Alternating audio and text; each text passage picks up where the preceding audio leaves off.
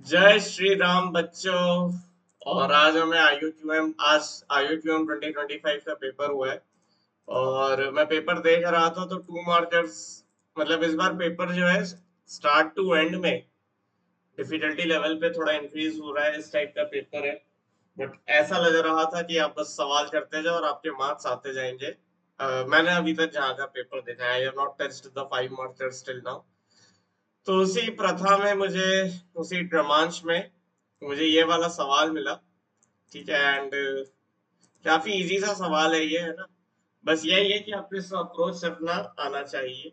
कह रहा है sum of two real numbers is a positive integer n and sum of their squares is this, तो find the maximum possible value of n।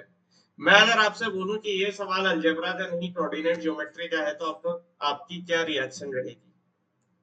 Yes बच्चों, ये सवाल algebra का नहीं है, ये कोऑर्डिनेट ज्योमेट्री का सवाल है। आओ देखते हैं कैसे। इसने मुझे पहली इक्वेशन में बोला कि x प्लस वाई की वैल्यू n है, और इसने मुझे दूसरी इक्वेशन में बोला कि x square plus y square की वैल्यू n प्लस 1012 है। मैं अब इन दोनों इक्वेशन को सब्ट्रैक्ट कर सकता हूँ और मेरे पास इस टाइप की इक्वेशन आएगी। अगर अब तुम ध्यान से देखते हो तो तुम इसे सर्कल में रिड्यूस कर सकते हो। कैसे कर सकते हो भाई? आई थिंक तुम्हें अगर फॉर्मूला पता होगा, है ना। और फॉर्मूला नहीं भी पता तो यहाँ पे जैसे 1 इंटू एक्स है, मतलब 1/2 का स्क्वायर मुझे करना पड़ेगा, राइट। तो मैं इसका ऐसे लिख सकता हूँ एक्स माइनस 1/2 का whole square plus y minus 1/2 का होल स्क्वायर।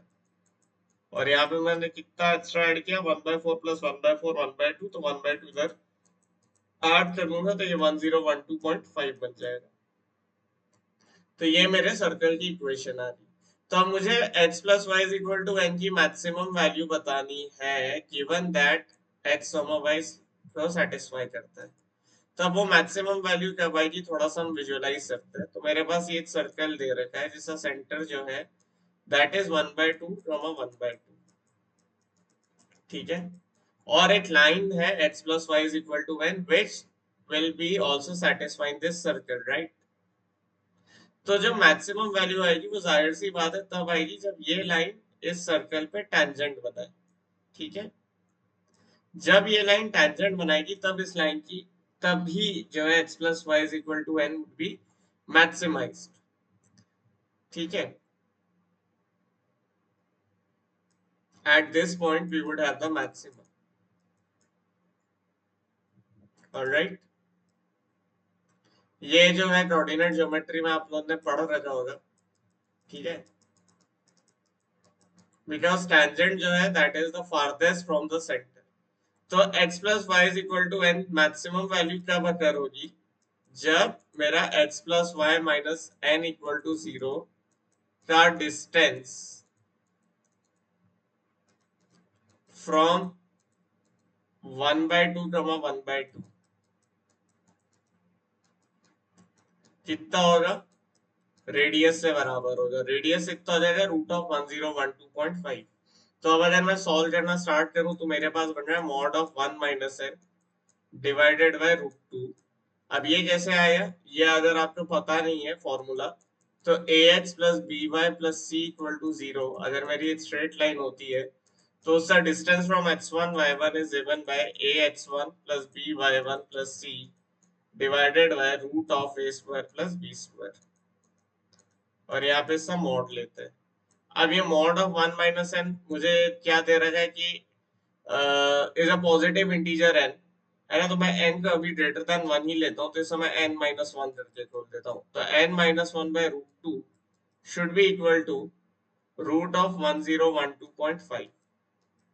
अब इससे अपन सॉल्व करेंगे। ठीक है। तो यहाँ से मेरे को पता चल रहा है कि n minus one divided by √2 बराबर रूट ऑफ 10125 डिवाइडेड बाय 10। और इस समय यहाँ से सिंप्लीफाई कर लूंगा तो ये 5 से 2 टाइम्स जाएगा और ये 5 से 25 टाइम्स जाएगा, राइट। है ना। ये कैलकुलेशन आपकी फास्ट होनी चाहिए। तो अब मेरे पास बच रहा है n माइनस वन की वैल्यू एज रूट ऑफ 2025। अब अगर n minus one root of 2025 है, तो मैं बोल दूंगा कि n माइनस वन की वैल्यू वुड बी जितने ये जो है आप लोग ने मेरे ख्याल से ईयर स्टार्टिंग में हर टीचर ने वीडियो निकाली थी प्रॉपर्टीज ऑफ 2025, तो वहां से आपको याद होना चाहिए दैट दिस इज 45 का स्क्वायर। तो n माइनस वन 45 हो गया और n की मैक्सिमम वैल्यू विल बी 46। ठीक है, तो हालांकि दिस वाज, ये दिखने में अलजेब्रा था, but this was disguised as a question of coordinate geometry, circle सी प्रॉपर्टी लग रही थी। ठीक है, इसका थोड़ा अगर आपको समझना है तो बेसिकली आप ऐसा समझो कि x, y is a point which satisfies this circle and this straight line. ठीक है, ये एक सर्कल और एक स्ट्रेट लाइन को सेटिस्फाई करता है।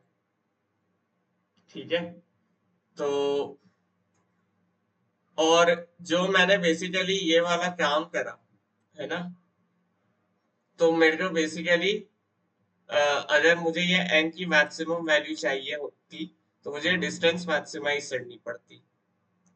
ठीक है, और सबसे ज्यादा डिस्टेंस किसी भी लाइन की तब होती है सेंटर से जब वो टेंजेंट हो जाती है, राइट। तो इस हिसाब से मेरा n की वैल्यू जो है 46 यहाँ पे आ जाती।